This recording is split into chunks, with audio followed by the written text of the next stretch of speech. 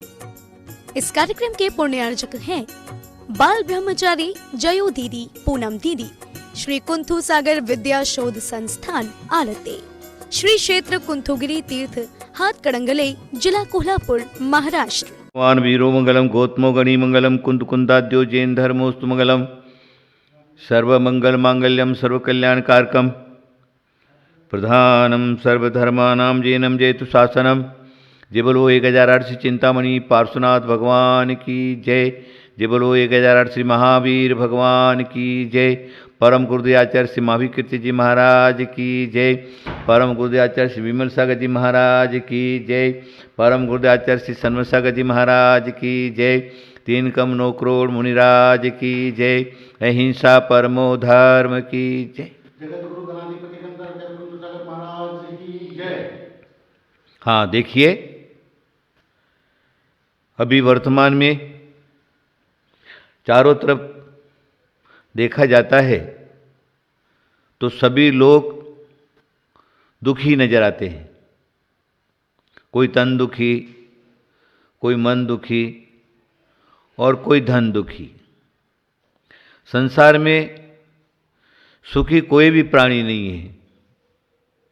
इसलिए हमारे जो धर्म की चर्चा है, सुख और शांति की चर्चा जहाँ पर है, आगम ग्रंथों में, धर्म ग्रंथों में ऐसा कहा है, अगर सुखी होना चाहते हो तो पाप मत करो। अगर पाप करोगे तुम्हें सुख की प्राप्ति कभी नहीं हो सकती है। देखिए, हमारे धर्म ग्रंथों में जहाँ पर भी देखते हैं ग्रंथों के अंदर, चाहे श्रावकाचार हो चाहे मुनियों के आचार हो। एक दिन मैंने बताया था, सुख की अगर प्राप्ति करना है तो उसको डायरेक्ट मुनि धर्म स्वीकार करना चाहिए। सकल परित्यागी, संपूर्ण परिग्रहों का त्याग करके और मुनि मार्ग अपनावे। मुनि मार्ग ही एक ऐसा है जो परंपरा से मोक्ष की प्राप्ति कराता है या डायरेक्ट मोक्ष की प्राप्ति कराता है, सुख और शांति की प्राप्ति कराता है। सुख और शांति उसके प्रभाव से जीव प्राप्त करता है। इसलिए मुनि धर्म जो है वह श्रेष्ठ धर्म है और उस स्थान पर सभी जीवों को अवश्य आना ही आना है, क्योंकि मार्ग एक है। अगर हमने उसके लिए अनेक प्रकार के मार्ग ढूंढे भी तो वह कुमार्ग हो जाएंगे, सुमार्ग नहीं रहेगा। और सुमार्ग नहीं रहा तो यथास्थान नहीं जा सकता। इसलिए मेरा ये कहना है, अवश्य ही अपना घर बार छोड़ करके, संसार छोड़ करके सुख की प्राप्ति के लिए निकल जाइए। देखिए, जीव 2 प्रकार के रहते हैं। हमारे ग्रंथों में उदाहरण दिया है, एक तोते के स्वभाव का जीव और एक कबूतर के स्वभाव का जीव। आप देखेंगे, कबूतर पालन करने वाला जो भी है वह क्या करता है, कबूतर का एक पिंजरा बनाता है अलग अलग खाने का। कबूतर उसमें रहता है, उसी में वो लेटिंग करता है, उसी में वो बाथरूम करता है। कभी वो धुलता नहीं है। नजदीक जाए तो बदबू मारता है, तो भी वो कबूतर पालने वाला अपने हाथ में कबूतर पकड़ करके उसको आकाश में उड़ा देता है। आकाश में उड़ाने पर भी घूम घाम करके वह कबूतर वापस उसी स्थान पर आ जाता है और उसी के स्थान में जाकर के बैठ जाता है। एक तोता होता है जिसको पोपट भी कहा है, वह उसके उच्च विचार रहते हैं, वह बंधन स्वीकार नहीं करता, बंधन में नहीं रहना चाहता। किसी कारणवशात किसके पकड़ में आ गया, वो तोता पालने वाला उसके लिए अच्छा से अच्छा सुंदर पिंजरा बनाता है, चाहे सोने का पिंजरा बना देता है, वो उसमें बंद रहता है, बंद करके रहता है, रखता है। वो पालन करने वाला अच्छा से अच्छा खाना डालता है, अच्छे से अच्छे फल खिलाता है, तो भी और उसके पिंजरे को खूब पानी से धो करके साफ सुथरा रखता है, तो भी वो पिंजरे में रहने वाला जो तोता है वो ये सोचता है कि मैं कब निकल करके यहां से भागूं। अगर गलती से भी पिंजरे का दरवाजा खुला रह जाए तो मैं निकल करके भाग जाऊंगा। इसी प्रकार संसारी जीव हैं, उसको हमारे आचार्यों ने कहा गृहस्थ। गृहस्थ जो है, यद्यपि समंत भद्र स्वामी ने रत्नकर्ण श्रावकाचार्य में कह दिया गृहस्थो मोक्ष मार्गस्थो, गृहस्थ है वो मोक्ष मार्गी है, लेकिन यहां सामान्य गृहस्थ की बात नहीं कर रहे, यहां कबूतर के स्वभाव के जो गृहस्थ हैं उनकी बात नहीं करते, क्योंकि कबूतर के स्वभाव के जो गृहस्थ हैं वो रात दिन गृहस्थ अवस्था में रहते हैं, धन संपत्ति वैभव कुटुंब परिवार में मस्त रहते, आसक्त रहते, और क्या करते हैं, इतने आसक्त रहते हैं कि उनकी समय उनका कैसे चला जाता है स्वयं पता नहीं चलता, और उनके जीवन में सिर्फ पाप ही पाप रहता है। गृहस्थ जो है वो पापों से परिपूर्ण रहता है, उसकी क्रियाएं, उसकी चर्या, उसका आचरण, वो रात दिन जो क्या है, हिंसा, झूठ, चोरी, कुशील, परिग्रह, पंच पापों से जो है युक्त रहता है, उसको संसार को छोड़ करके और कुछ भी अच्छा नहीं लगता। आचार्यों ने कहा इस प्रकार का जो गृहस्थ है वो मोक्ष मार्गी कभी नहीं बन सकता, जिसने जीवन में सिर्फ पाप ही पाप कमाया है, झूठ के अलावा और कुछ भी नहीं बोला है, चोरी भी किया है, परस्त्री भी किया है, परिग्रह भी खूब इकट्ठा किया है, रात दिन उसी में जो पड़ा हुआ है, इस प्रकार का ग्रस्त मोक्ष मार्गी कैसे बन सकता है। जो पाप करता है उसके लिए नियम से उसको नरक पर्याय या तिरंज पर्याय ही में जाना पड़ता है।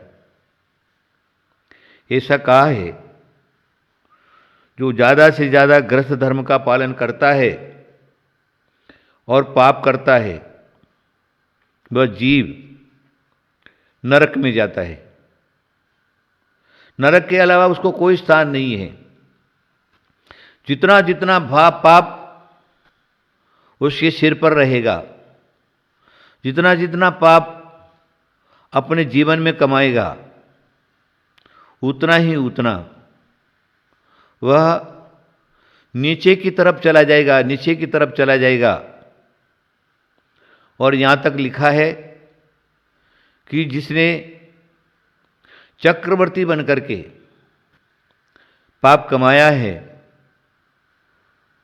तो 7वें नरक में जाता है। देखिए,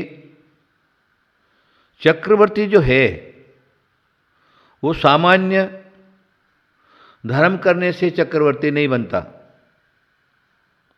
पूर्व भव में जिसने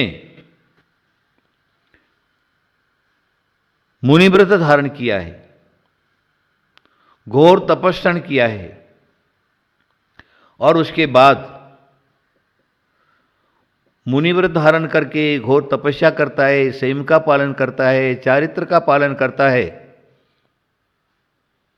उसका एक प्रभाव रहता है। उसके प्रभाव से वह स्वर्गादि में जाकर के देव होता है। चक्रवर्ती हमेशा स्वर्ग से ही आता है, नरक और तिरंज पर्याय से आकर के कोई भी चक्रवर्ती नहीं बनता। हमारे शास्त्रों में उदाहरण है, 12 चक्रवर्ती होते हैं।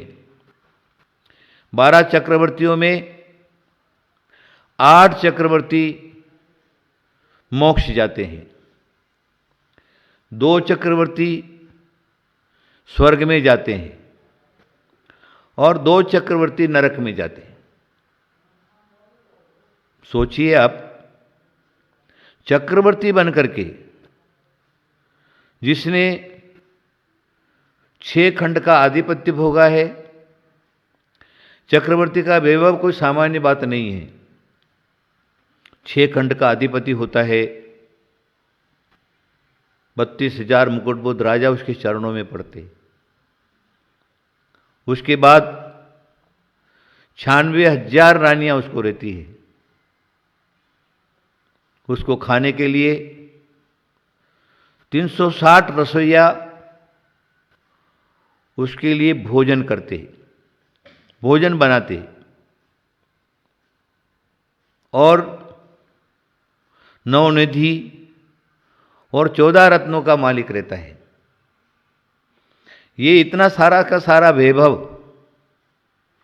पूर्व भव में जो तपस्या किया है, संयम किया है, चारित्र पालन किया है, मुनिव्रत धारण किया है, पालन किया, उसके प्रभाव से उसको मिलता है। लेकिन चक्रवर्ती बनने के बाद अगर वो धर्म की तरफ नहीं जाता है, चारित्र संयम की तरफ नहीं जाता है, मोक्ष प्राप्ति का लक्ष्य नहीं रहता है, तो आचार्य कहते हैं पूर्व किया हुआ जो पाप है वो धीरे धीरे धीरे पूरा का पूरा नष्ट हो जाता है। नष्ट हो गया, फिर उस चक्रवर्ती को स्वर्ग में भी स्थान नहीं, मोक्ष में स्थान होने की तो प्रश्न नहीं उठता है। फिर वह चक्रवर्ती जो क्या है, मर करके नरक में जाता है। इस प्रकार का नियम क्या है, राजेश्वरी सो नरकेश्वरी। अगर धन संपत्ति वैभव कुटुंब परिवार सारा का सारा मिला और ज़्यादा से ज़्यादा मिला और उसको नहीं छोड़ा है, उसको त्याग नहीं किया है, उसको जो क्या है योग्य रीति से उसका उपयोग नहीं किया है, तो चाहे सेठ साहूकार हो और चाहे राजा महाराजा हो, चाहे अर्धचक्री हो और चाहे चक्रवर्ती हो, ये नियम से इसे कहा है, राज संपदा वैभव को भोगते भोगते अगर मरते हैं तो नियम से नरक में चले जाते। 2 चक्रवर्ती नरक में गए ऐसा हमारा आगम है, ब्रह्मदत्त और शुभम चक्रवर्ती। शुभम चक्रवर्ती देखिए, चक्रवर्ती का वैभव सबका एक सरीका रहता है, चाहे भरत चक्रवर्ती हो और चाहे दूसरे चक्रवर्ती हो, सबके पास 6 खंड का वैभव, उसमें कोई कमी नहीं रहती। लेकिन एक चक्रवर्ती मोक्ष चला जाता है, एक चक्रवर्ती स्वर्ग में चला जाता है और एक चक्रवर्ती नरक में जाता है। क्योंकि ज़्यादा से ज़्यादा वैभव चक्रवर्ती के पास रहता है, और अगर भोगों के अंदर ही आसक्त रहता है तो आचार्य कहते हैं उसको सर्वश्रेष्ठ नरक मिलता है। शुभम चक्रवर्ती का हमारे यहाँ उदाहरण है। वो चक्रवर्ती तो हुआ, लेकिन मैं किसके प्रभाव से चक्रवर्ती हुआ हूं इसका उसको ध्यान नहीं रहता, और भोगासक्त होकर के खूब भोगों को भोगता है, खूब भोगों को भोगता है। होता क्या है, एक दिन उसको भूख लगती है तो रसोई घर में जाता है। रसोई घर में जाने के बाद रसोईया से पूछता है, आज तुमने खाने के लिए क्या बनाया? तब वो कहता है, राजन खीर बनाया है, खीर खीर बनाया। बोले अच्छा खिलाओ। उसने क्या किया, क्योंकि चक्रवर्ती का छोटा छोटा तो खाना रहता ही नहीं ना। एक थाल लिया, थाल में खीर ऊंढेली और चक्रवर्ती के सामने रख दिया। अब क्या होता है कि वो चक्रवर्ती को धैर्य नहीं रहता। नियम है, कोई भी चीज हमारे सामने है तो पहले हम देखेंगे कि ज्यादा गर्म तो नहीं है, लेकिन वो भोगासक्त था, उसको होश नहीं था, खाने के बाद उसको तृप्ति नहीं थी, कितना भी खा लिया तो भी खाऊं खाऊं खाऊं खाऊं करता है। वर्तमान में लोगों की यही दशा है। जिधर जाओ उधर देखोगे तो सिर्फ खाऊं खाऊं खाऊं ही लगा हुआ है। मैंने उस दिन भी बताया था, क्या खाना, कैसा खाना, किसके हाथ का खाना, ये सब खाने वाले को पूरा ध्यान चाहिए। अगर ध्यान नहीं है तो सिर पर संकट आकर के पड़ता है। वो चक्रवर्ती ने पूरा का पूरा थाल उठाया और मुंह पर लगा दिया। क्या हुआ, वो खीर जो थी ना, यद्यपि सुगंधित थी, मधुर थी, ताकत बढ़ाने वाली थी, अच्छे पदार्थों से बनी हुई थी। क्योंकि इस चक्रवर्ती के पास सामान्य पदार्थ नहीं रहते। जहां पर विवरण दे दिया, एक जगह चक्रवर्ती का खाने के लिए एक लड्डू बनता है।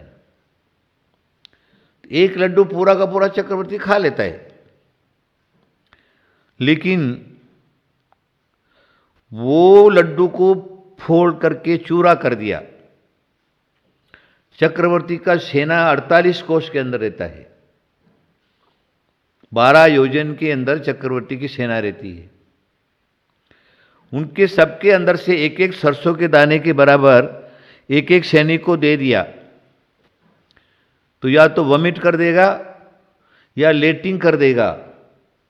सरसों के दाने के बराबर भी उस लड्डू का परमाणु जो है वो सहन नहीं कर सकता। इतना स्ट्रोंग बनने वाला लड्डू, गरिष्ठ बनने वाला लड्डू अकेला चक्रवर्ती खा लेता है।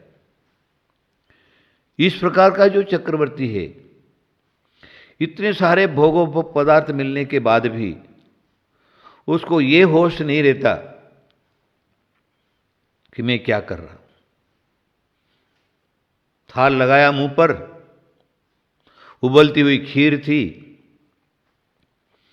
आप देखिए, जैसे मुंह पर थाल लगाया और खीर मुंह में गई, मुंह जल गया उसका।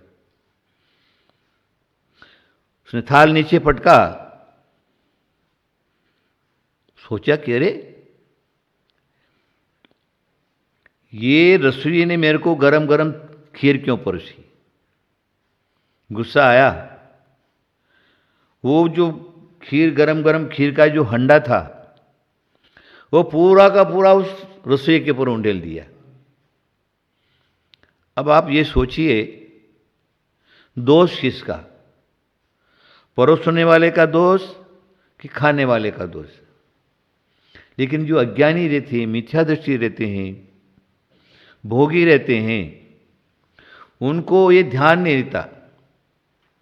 सूत्रकारों ने कहा अपनी करनी आप करे, सिर औरन के धरता। अपनी करनी का उसको ध्यान नहीं रहता है, लेकिन दूसरे के मत्थे पर मर देता है।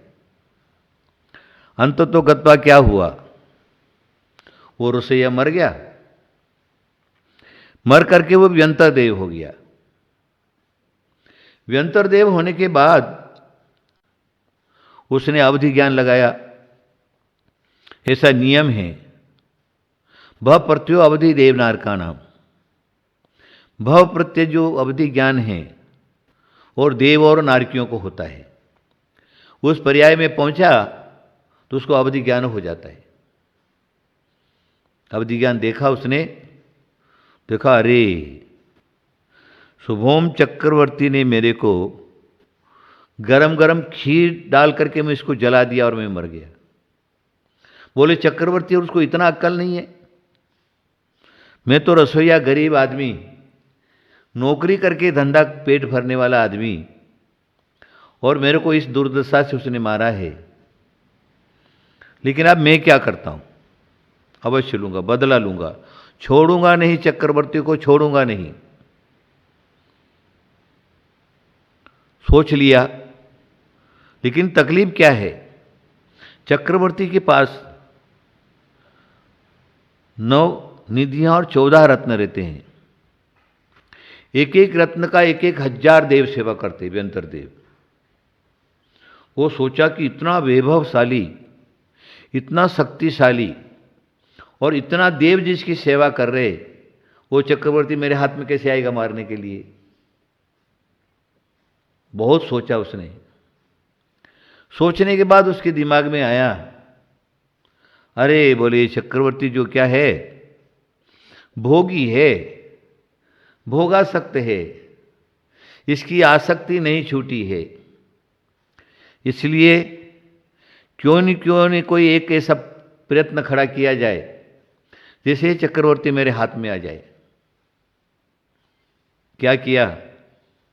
एक बागवान का रूप बना लिया। अच्छे अच्छे सुंदर मीठे मीठे फल जो एक टोकरी में ले लिए, शुभम चक्रवर्ती के दरबार में पहुंच करके चक्रवर्ती के सामने रख दिया। अब क्या होता है, वो जो मीठे फल और मधुर फल है ना, क्योंकि वो तो देव था, तो दिव्य फल लेकर के आया। उसको खुशबू फैली, चक्रवर्ती के नाक में गई। चक्रवर्ती सोच, अरे इतना बढ़िया फल, ओहो अच्छा अच्छा। तो उसको उठा करके एकदम खाने लगा। अब आप सोचिए, राजा है, राज दरबार में है, राज दरबार लगा हुआ है, उनके सामने छोटी सी क्रिया कर रहा है। मतलब कितना अज्ञानी होगा, कितना बुद्धू होगा। उसने फल खाए, मीठा लगा। उसके बाद वो रसोइया को पूछता है, एक बात बता, ये फल तू कहाँ से लाया? बोले मैं अपने बागान से लेकर के आया हूं। अच्छा, तुम्हारे बागान में इससे अच्छे फल? बोले इससे भी और बढ़िया बढ़िया फल होते राजन। तो वो क्या बोलता है कि अच्छा बागवान, एक बात बताओ, मेरे को ले चलोगे कि तुम्हारे बाग में मैं अपने हाथ से फल तोड़ करके खाऊंगा? देख, सोच लीजिए, जो चिंतन मात्र से हर एक पदार्थ और भोग जिसके सामने उपस्थित हो जाता है, ऐसा काय विनाश काले विपरीत बुद्धि। विनाश आ गया, विपरीत बुद्धि हुई, वो रसोइया के साथ साथ में चल दिया। मंत्रीगण मना कर रहे, अब शकुन हो रहे, लेकिन वो नहीं माना, उसके पीछे पीछे गया। वो क्या कर दिया, उसको लेकर के समुद्र के किनारे ले गया। अरे भाई तेरा बाग कहाँ है? बोले राजन यहाँ नहीं है, उस पार है, उस पार। तो उस पार कैसे चलेंगे? बोले नौका से चलेंगे। ठीक है, नौका में बागवान बैठ गया, चक्रवर्ती को बिठा दिया, ले गया 20 समुद्र के अंदर ले गया। फिर वो उसको कहता है, क्यों, मैं कौन हूं मालूम है तुमको? अरे तू बागवान है। बोले नहीं, मैं बागवान नहीं हूं। जिस रसोइया को तुमने गरम गरम खीर डाल करके मारा था, वो रसोइया का जीव हूं। मैं देव बन गया हूं। अब तुमको मारूंगा, छोड़ूंगा नहीं, इसलिए यहां लेकर के आया। अब आप सोच लीजिए, चक्रवर्ती जिसकी 48 कोस के अंदर सेना,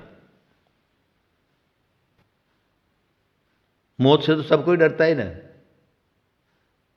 जब उसने देखा चारों तरफ से कोई सहायक नहीं रहा, अकेला रह गया। अब वो गिड़गिड़ाता है,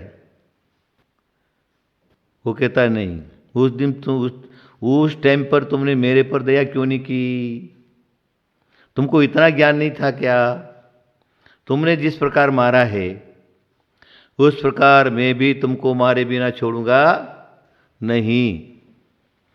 उसने चक्रवर्ती की गर्दन पकड़ी, मरोड़ दिया, मार करके समुद्र में फेंक दिया उसको। वह चक्रवर्ती मर करके 7वें नरक में गया। तो जो आचार्यों ने कहा है कि यहां पर ग्रस्तों मोक्ष मार्गस्थों की जी आचार्य चर्चा कर रहे स्वामित्वभद्र स्वामी, ऐसा ग्रस्त नहीं, पाप कमाने वाला नहीं, पाप से परिपूर्ण वाला नहीं। उसको ये ध्यान रहता है कि मेरे को ये जो वैभव मिला है किससे मिला है, मैंने क्या चर्या की, क्या आचरण किया, कौन सा पुण्य किया, इसलिए मेरे को ये वैभव मिला है। अगर मैं इसको अगर नहीं छोड़ता हूं तो पुनः दुर्गति में चला जाऊंगा, ये सारा का सारा नष्ट हो जाएगा। देख लीजिए, एक दिन पहले 6 खंड का अधिपति चक्रवर्ती, और एक दिन बाद 7वें नरक का नारकी। नरक में जाने के बाद वहां पर कोई सहायक नहीं होता, कोई मित्र नहीं, कोई परिवार वाला नहीं, संतान स्थिति वगैरह कुछ भी नहीं, सुख सामग्री कुछ भी नहीं, मात्र मरने और मारने के अलावा वहां पर कुछ नहीं है। इस प्रकार की दुरस्थिति जीव की होती है। इसलिए हमारे आचार्यों ने क्या कहा, तुम क्या करो, ये पाप प्रवृत्ति छोड़ो। तुमको यद्यपि ग्रस्त धर्म मिला है, उत्तम जाति, उत्तम कुल, उत्तम धर्म, ये सारा का सारा मिला है, और अगर तुमने ध्यान नहीं दिया, अगर तुमने उसको छोड़ा नहीं, अगर तुम उसी में आसक्त रहे, आसक्तिपूर्वक मर गए, तो दुर्गति में नरक में चले जाओगे या तिरंज पर्याय में चले जाओगे। क्या होता है, बड़ी बड़ी जो बिल्डिंगें रहती हैं, किले रहते हैं, इस प्रकार के जो पुरातन सामग्री रहती है या पुराने घर रहते, वहाँ क्या होता है, वहाँ पर बड़े बड़े नाग मिलते, फन वाले बड़े बड़े नाग। आचार्य कहते हैं वो नाग कौन है? वो नाग जो संपत्ति तो पाया, वैभव पाया, धन पाया, और धन का सदुपयोग नहीं किया,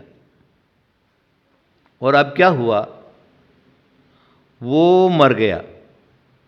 मरने के बाद आचार्य कहते हैं वो उसका भाव उसी के अंदर है, उसका भाव उसी के अंदर होने से वो मर करके वह सांप बन जाता है। न खाता है, न किसी को खाने देता है, क्योंकि स्वयं तो तिरंज पर्याय में है, उसका भोग नहीं कर सकता। लेकिन दूसरा को लेने के लिए गया तो काटने के लिए उसको भागता है। तो आचार्य यहां पर यही कहते हैं, भोगोपभोग सामग्री मिल जाती है, लेकिन पूर्व पुण्य से मिलती है, लेकिन अगर उसको छोड़ा नहीं है तो आचार्य कहते हैं वह ग्रस्त दुर्गति का पात्र बनता है, नरक पर्याय में जाता है या तिरंज पर्याय में जाता है। इसलिए हमारे जैनाचार्य जो कहते हैं वो यही कहते हैं कि रे तुमको ग्रस्त धर्म तो मिल गया, अब क्या करो, उस ग्रस्त धर्म का सदुपयोग करो। ग्रस्त और दूसरा नंबर आता है सदग्रस्त। 3 भेद किए, ग्रस्त, सदग्रस्त और श्रावक। तो ग्रस्त की तो नियम से दुर्गति, क्योंकि सिर्फ उसके जीवन में पाप ही पाप रहता है, पाप कमाने के अलावा उसके जीवन में कुछ नहीं रहता, इसलिए उसको मुक्ति कभी प्राप्त नहीं हो सकती। इसलिए अब हम क्या करेंगे, ग्रस्त धर्म से ऊपर उठेंगे। जो समंतभद्र स्वामी ने कहा ग्रस्तो मोक्ष मार्गस्थो, यहां पर पाप पूर्ण चर्या का जो ग्रस्त है उसकी बात नहीं कर रहे, यहां पर कहते हैं सदग्रस्त। सदग्रस्त जो है, सदग्रस्त है, अच्छा ग्रस्त है, उसकी भावनाएं अच्छी है, उसकी चर्या अच्छी है, उसका आचरण अच्छा है, ये सारी का सारा विषय जो है एकदम अच्छा है, और उसको ये भी अंदर से है, उसको होश है कि पूर्व पुण्य से प्राप्त हुआ है। अगर मैं ग्रस्त धर्म का पालन तो करूंगा, लेकिन उसके साथ में धर्म का भी पालन करूंगा, तो मेरा ग्रस्त धर्म सार्थक हो जाएगा। इन बातों को लक्ष्य में रख करके और वो सदग्रस्त बनता है। सद मतलब अच्छा ग्रस्त, उसको पूरा का पूरा ध्यान है कि मेरे को ये संपत्ति मुझको मिली है, अच्छे जाति, उत्तम कुल, उत्तम धर्म, सारा का सारा मुझे प्राप्त हुआ है। किसके कारण प्राप्त हुआ है? पूर्व भव में मैंने अच्छे दान दिया है, पुण्य किया है, लोगों की सेवा किया है, उससे मिला है। अगर वापस इसको नहीं करूंगा तो वापस मेरे हाथ से चला जाएगा। इसलिए वो क्या करता है, पहले तो न्याय नीति से धर्म कमाता है, न्याय नीति से संपत्ति कमाता है, धन कमाता है, और फिर पुण्य से उसको प्राप्त हो गई, फिर उसको रखता नहीं है अपने पास, उसको दे देता है, निकाल देता है, छोड़ देता है, त्याग कर देता है। और वो त्याग भी उत्तम जगह त्याग करता है, अच्छी जगह देता है। कहाँ देना चाहिए, कहाँ उसका उपयोग है, उसका पूरा का पूरा ध्यान देता है। और जो क्या है उसी हिसाब से अपनी चर्या, अपना आचरण बनाता है। इसलिए समंतभद्र स्वामी का जो वचन है, यहां पर ग्रस्त की बात नहीं है, सदग्रस्त की बात है। जो सदग्रस्त हो जाता है वो अपने जीवन के अंदर भोग सामग्री तो भोगता है, लेकिन उसके साथ धर्म का पूरा ध्यान रखता है। यहां पर साधारण भाषा में किसी को बोल देते ये कौन है, बोले श्रावक है, श्रावक है, श्रावक है। अरे श्रावक का तो बहुत ऊंचा दर्जा है, अभी वो श्रावक नहीं है। सदग्रस्त जो है वो अपने जीवन में दानम पूजा मुख्यम लिख दिया, दान और पूजा वो उसके लिए प्रमुख है। रेणसार में रेणसार ने कहा है, दानम पूजा मुक्कम सावय धम्मोन सावया तेन मिना। जिनके जीवन में दान और पूजा है, उसका ही जो क्या है सदग्रस्त पाना प्रमुख है। अभी देखिए इसमें बहुत सारी चर्चाएं हैं, लेकिन उतना गहराई में मैं नहीं जाऊंगा। सम्यक दृष्टि का, मिथ्या दृष्टि का, ये सारी की सारी चर्चाएं हैं। जब भी होगी, समय आएगा, तब हम उन चर्चाओं को करेंगे। अब सदग्रस्त जो क्या है, अपना सत्कर्म करता है, देव पूजा, गुरुपाति, स्वाध्याय, संयम, तप, दान चेति ग्रस्तानाम सत्कर्माणि दिने दिने। ये सदग्रस्त के सत्कर्म हैं। सत्कर्म करना उसका कर्तव्य है, अपना ग्रस्त धर्म का पालन करते हुए, है ना। दान भी करता है, देव पूजा, गुरुपास्ति, स्वाध्याय, संयम, तप और दान, ये वो करता है, उसमें कोई कमी नहीं छोड़ता। लेकिन कैसा करता है? जैसी अपनी स्वयं की शक्ति है, शक्ति के अनुसार वो करता है। और इस प्रकार का जो ग्रस्त है, जिसने अपने जीवन में दान और पूजा किया है, वह कभी भी दुर्गति का पात्र नहीं होता। अगर सम्यक दृष्टि है तो नियम से स्वर्ग में जाएगा।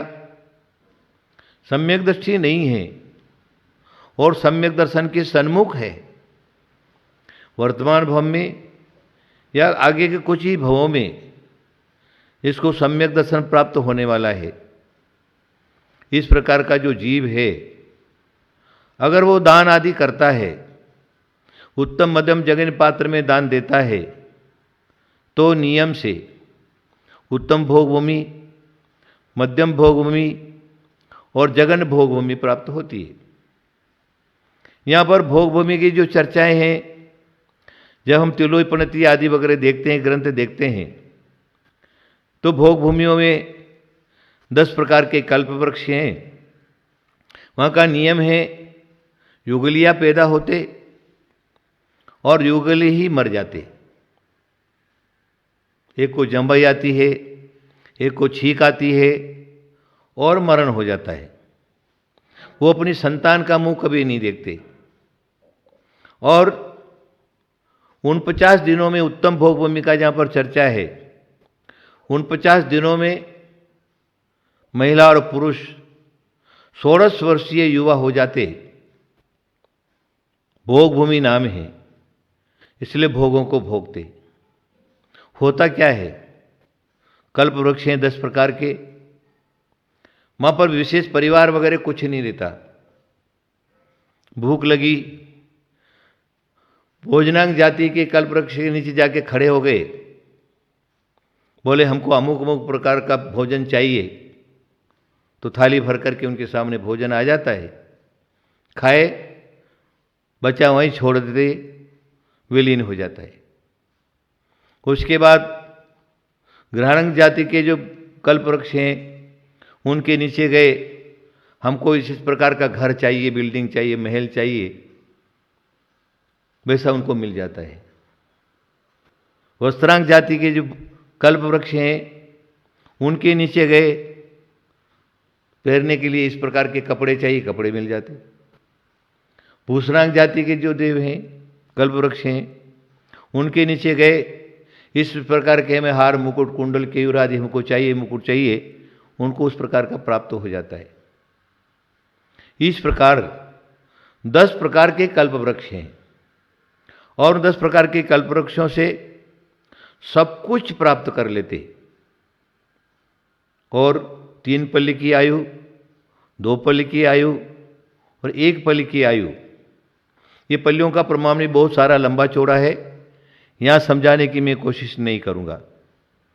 तो क्या है, जो सदग्रस्त बन गया है, इस प्रकार का सदग्रस्त है, वो अपना भोगोपभोग पदार्थों को भोगता तो है, लेकिन वो छोड़ने का भी उसको ध्यान रहता है। अति आसक्ति नहीं रहती, मेरा मेरा मेरा नहीं करता। जो कुछ है पूर्व पुण्य से मिला है, ये मेरा नहीं है, इसलिए मिल गया तो इसका सदुपयोग करना चाहिए। फिर वो सदग्रस्त देव पूजा करता है, देव पूजा गुरुपास्ति करता है, स्वाध्याय करता है, संयम करता है। देव पूजा गुरुपास्ति स्वाध्याय संयम सब दान चेती ग्रस्तानाम, दान करता है। षटकर्माणि दिने दिने, प्रतिदिन करता है, प्रतिदिन करता है। उसको ये ध्यान रहता है कि मुझे दुर्गति में नहीं जाना है, मुझको नरक नीचादी गति में नहीं जाना है, मुझे सदगति चाहिए। मनुष्य जन्म जो एक बार मिल गया, एक बार हाथ से चला गया, तो पुनर्पुनर मेरे को नहीं मिलेगा। मर गया तो ये चीज जो है वो जहां की तहां रह जाएगी, मेरा इस संसार में कुछ भी नहीं है, ये समझ करके और उसको अपना मानता ही नहीं है। मिल गया तो उसको दे देता है, अपने पास नहीं रखता है। देखिए, अगर पूर्व पुण्य हुआ तो जितना देंगे उतना ही नया मिलेगा। आप कुआं देखेंगे, अगर कुएं में से पानी तुमने नहीं निकाला तो कुएं का पानी सड़ जाएगा, बदबूदार हो जाएगा, उसमें काई आ जाएगी, कीड़े पड़ जाएंगे, वो पानी पीने के योग्य नहीं रहेगा। लेकिन तुमने उसके अंदर से पानी निकाला तो जितना पानी निकालोगे उतना उतना नया पानी उसके अंदर आएगा। नया पानी आएगा, मीठा आएगा, मधुर आएगा, लोग पिएंगे तो उनकी प्यास जाएगी। उसी तरह जो भी चीज हमारे पास है पूर्व पुण्य से अगर हमको प्राप्त हुई है, देखिए पाप कमाने से संपत्ति नहीं मिलती, ये बहुत जगह देखा जाता है। पाप करता है तो भी संपत्ति मिल रही है, लेकिन वो पाप करने से नहीं मिल रही, मिल रहा है उसको पूर्व पुण्य से। उस प्रकार का उसने धंधा किया है, लेकिन पूर्व पुण्य से उसको मिला है, पाप करने से नहीं। पाप कर रहा है वर्तमान में, उसका भोग तो अब उसको आगे भोगना है ना। तो वर्तमान में स्टॉक हो गया, लेकिन पहले जो किया है वो अभी मिल रहा है। तो क्या है कि जो सदग्रस्त है उसको धर्म ध्यान का पूरा ध्यान रहता है कि मैं कौन हूं, कहां से आया हूं, मुझे क्या करना है, और ये जन्म मेरा सार्थक कैसे हो। इसलिए घर बार कुटुंब परिवार किसी से में भी वो आसक्ति नहीं रखता, और मैं कौन से स्थान पर हूं वो ये सोचता है कि मुझे ये मनुष्य पर्याय तो मिला है, लेकिन ये मनुष्य पर्याय सार्थक कैसे हो। किंचित कहीं पर गुरु चरणों में पहुंच जाता है तो गुरु का प्रवचन भी वो सुनता है, और गुरु उसको कहते हैं कि अरे तेरे को अगर सुख की प्राप्ति करना है तो घर बार कुटुंब परिवार सारा का सारा छोड़ दे और दीक्षा ले ले। लेकिन वो चारित्र मोहनी कर्म का उदय इस प्रकार का रहता है, तो इससे क्या होता है, उसको चारित्र धारण करने के भाव नहीं होते, आगे नहीं बढ़ पाता, क्योंकि कर्म का उदय है। एक दिन मैं कर्म के विषय में भी आपको समझाऊंगा, कर्म क्या चीज है।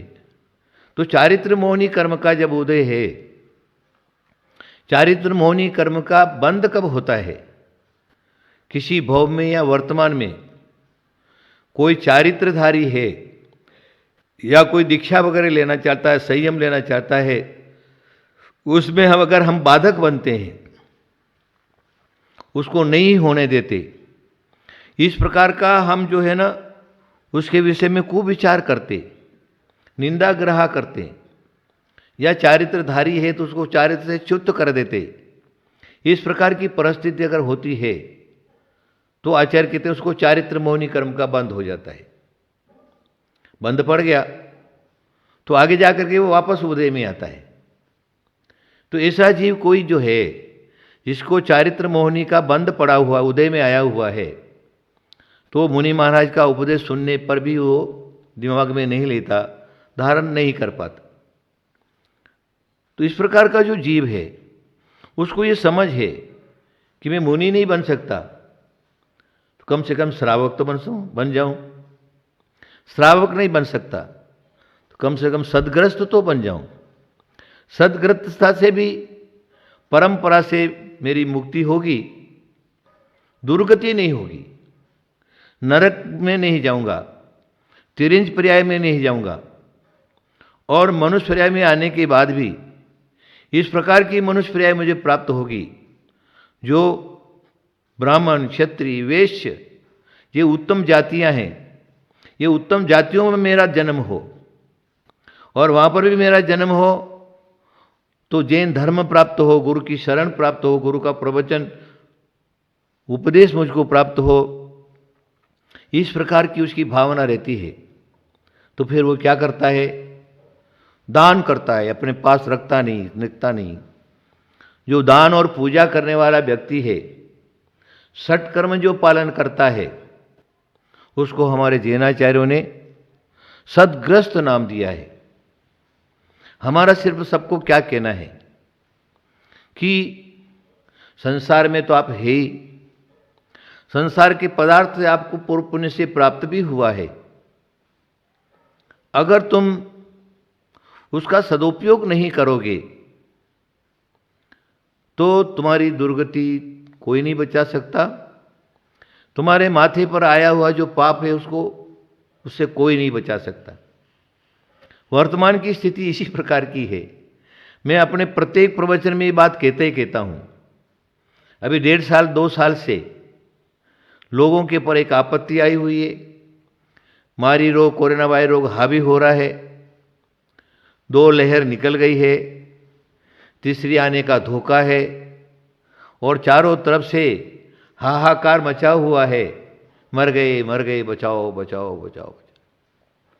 अब आप ये सोचिए, तुमको कौन बचा सकता है? संसार के अंदर तुमको कोई बचाने वाला नहीं। तुम्हारे सिर पर मौत आ गई है, कोई तुमको बचा नहीं सकता। अगर तुमने पूर्व भव में दान पुण्य अच्छा कार्य किया है तो वो आड़ आ सकता है, वो तुमको बचा सकता है। तुमने किसको जीवन दान दिया है, तुमको भी जीवन दान मिल जाएगा। तुमने किसको रोटी खाने को दी है, तुमको भी रोटी खाने को मिल जाएगी। तुमने अगर 1 लोटा पानी का किसको पिलाया है, तुमको भी लोटा पानी, 2 लोटा पानी, बावड़ी भर करके पानी मिल जाएगा। लेकिन अगर तुमने अपने जीवन में कुछ नहीं किया है ना, वो रात दिन उसके पर सांप बन करके कुंडली मार करके बैठे हैं, न खाऊंगा और न खाने दूंगा, इस प्रकार की परिस्थिति वाला जो जीव है उसको कौन बचा सकता है? न राष्ट्रपति, न प्रधानमंत्री, न कोई नेता, न मुख्यमंत्री और न कोई डॉक्टर आदि भी कोई नहीं बचा सकता। क्यों? कि तुम्हारे जीवन में तुमने ऐसा कोई कार्य ही नहीं किया और मनुष्य भव में आ गए, मिल गया, संपत्ति मिल गया, धन दौलत मिल गई, सारा का सारा मिल गया। लेकिन अब उसका जो है उसका भी सदुपयोग नहीं करके पाप कार्यों में लगे हुए हैं, सप्त व्यसनों में लगे हुए हैं, मांस खा रहे, शराब पी रहे, वेश्या सेवन कर रहे, इस प्रकार का जो घोर पाप जिसको कहते हैं, तुम अपने जीवन में घोर पाप कर रहे हो तो वहां से तुमको बचाने वाला कोई नहीं है। और यहां पर तुम कितने भी हाथ पांव मारो, अगर तुम्हारे सिर पर मौत आ गई है, तुमको कोई नहीं बचा सकता।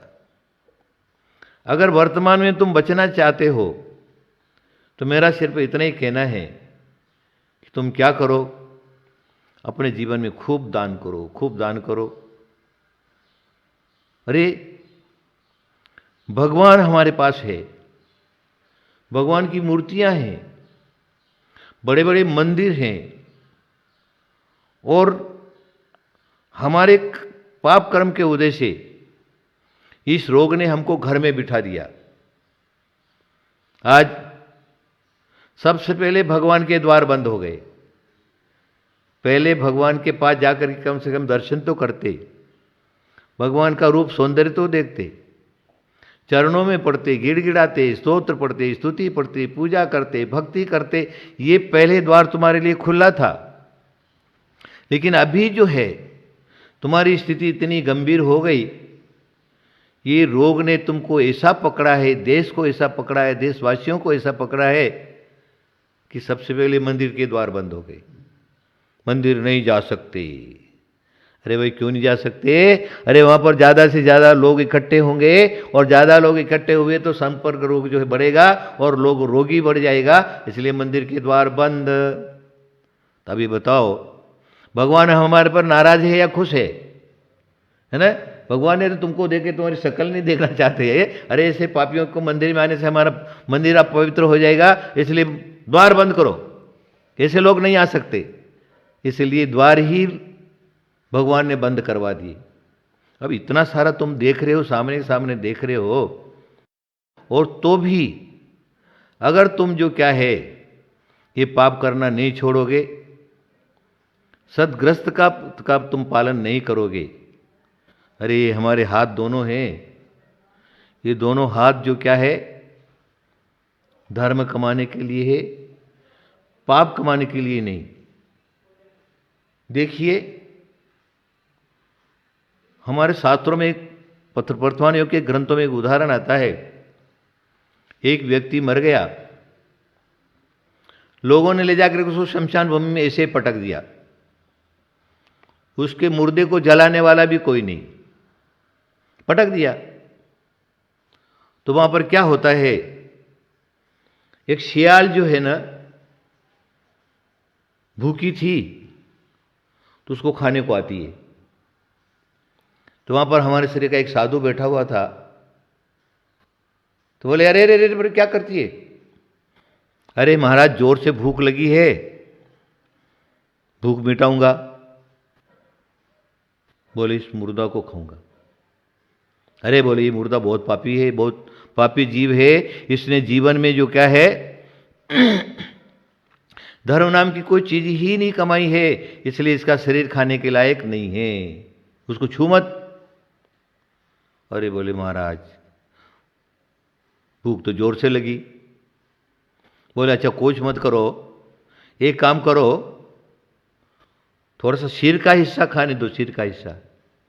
अरे बोले नहीं, जिसने कभी भी भगवान के द्वार पर जाकर के, गुरु के द्वार पर जाकर के अपना सिर नहीं झुकाया है, अहंकार से ऊपर उठा के, इसलिए उसका सिर खाना योग्य नहीं है। बोले कान खाने दो। बोले इसने भगवान का नाम ही नहीं सुना। बोले आंख खाने दो। अरे बोले इसने बोले कभी भगवान के दर्शन ही नहीं किए। अरे मुंह की जीभ थोड़ा खाने दो, कभी प्रभु नाम स्मरण नहीं किया, वो खाने लायक नहीं है। अच्छा महाराज तो फिर तो भूख कैसे मिटेगी मेरी? तो बोले इसके हाथ खाने दो थोड़ा। अरे बोले हाथ पा करके उसने अपने जीवन में सिर्फ हाथों से जो क्या है अन्याय, अनीति और घोर हिंसा की है, इसलिए इसके हाथ खाने लायक भी नहीं है। बोले महाराज ठीक है, फिर पांव खाने दो। अरे पांव कैसे खाने दूंगा तेरे को? बोले इसने जो क्या है ये पांव जो है वो तीर्थ यात्रा की वंदना करने के लिए पाप, लेकिन ये कभी तीर्थ यात्रा नहीं गया। इसके हाथ जो है, हाथ पाए ऊपर करने का हाथ, दूसरों को देने के लिए हाथ होता है, गरीबों की सेवा करने के लिए होता है, याति होता है। इसने ये सब नहीं किया है, इसलिए उसका शरीर खाने के योग्य नहीं है। आप समझ गए होंगे, मेरा टाइम पूरा हो रहा है। आप लोग क्या करिए, इतना ही कहना है कि हमें गृहस्थ धर्म में जो होने वाला पाप है उसे बचना है और सदगृहस्थ का पालन करना है, जिसमें आप देव पूजा, गुरु उपासना, स्वाध्याय, संयम, दान, चेती, गृहस्थानाम जो दिया लिखा हुआ है आचार्यों ने, उस सत्कर्म का जिसमें अच्छा पालन हो। जिनेंद्र भगवान का पूजा करे, जिनेंद्र भगवान की भक्ति करे। उसके बाद जो क्या है, मंदिर में जाए, गुरुद्वार पर आ गए तो उनको दान देवे, भिक्षा देवे उनको, और जो क्या है अपना मनुष्य जन्म सार्थक करे, अपना गृहस्थ धर्म सार्थक करे, तो हमारा कल्याण है। कल्याण का दूसरा रास्ता नहीं है। संसारी जीवों, आप अपने कल्याण का मार्ग सोचिए, समझिए और मार्ग पकड़िए, आपका कल्याण होगा। ऐसा ही धर्मशास्त्रों में कहा है और गुरुजनों का जो उपदेश होता है उसमें भी ये बार बार कहा जाता है। इसलिए आप क्या करिए, सुन करके अपने कान पवित्र मत करिए और उसको अपने जीवन में उतारिए, आपका कल्याण होगा। महावीर भगवान की जय। इस कार्यक्रम के पुण्य अर्चक थे बाल ब्रह्मचारी जयो दीदी, पूनम दीदी, श्री कुंथू सागर विद्या शोध संस्थान आलते, श्री क्षेत्र कुंथुगिरी तीर्थ हाथ कड़ंगले, जिला कोल्हापुर, महाराष्ट्र।